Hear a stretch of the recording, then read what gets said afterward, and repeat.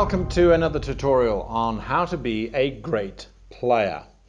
Now, you've created this amazing backstory that you know your character through and through, you know who and where they were born, you know to whom they were born, and you know a little bit about them.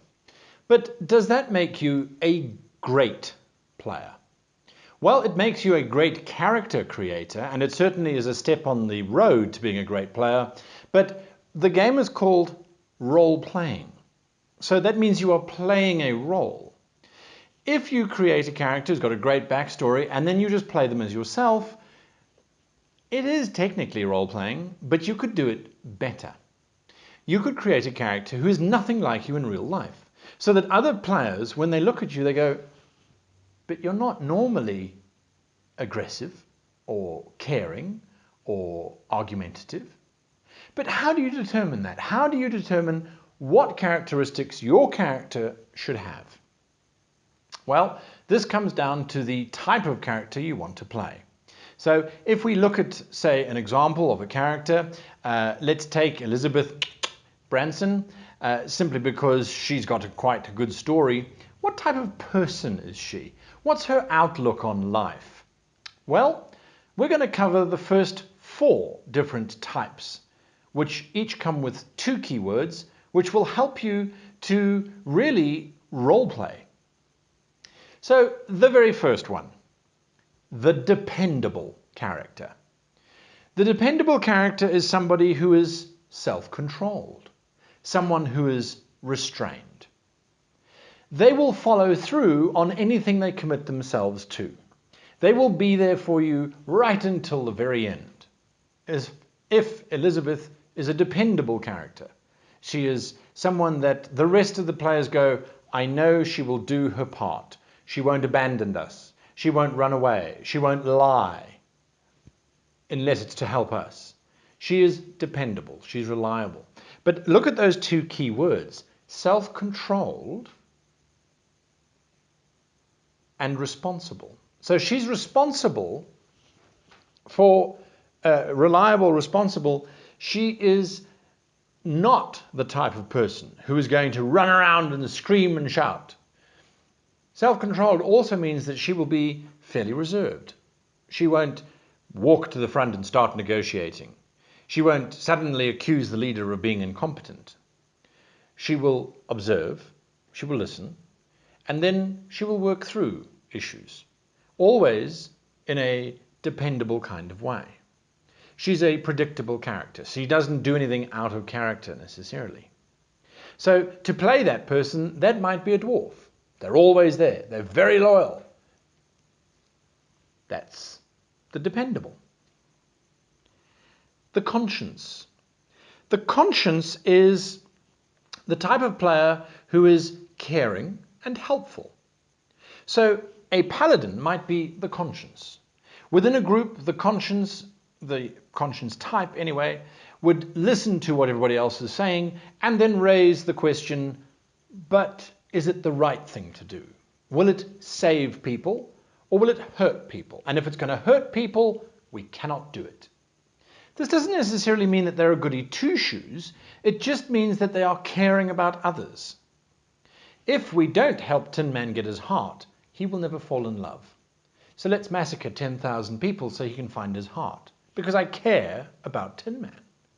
So these words shouldn't constrain you. They should simply allow you to have a framework from which to then move forward, from which to role play.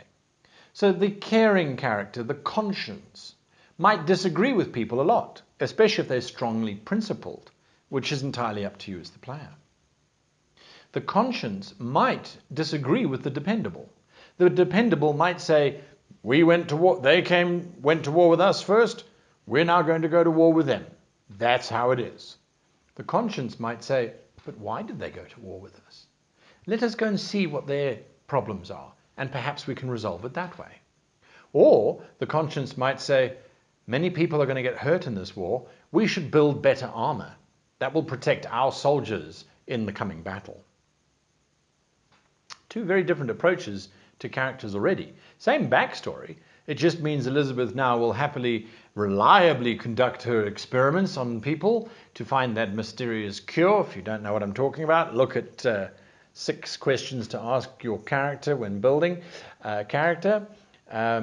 If she is caring, she might not conduct those experiments on humans. Maybe she straps chimpanzees to tables and cuts them open, or whatever the case might be. The 4th type is the leader.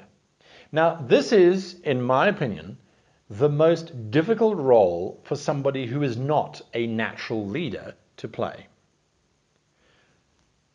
Leaders have a responsibility. A responsibility with 2 words.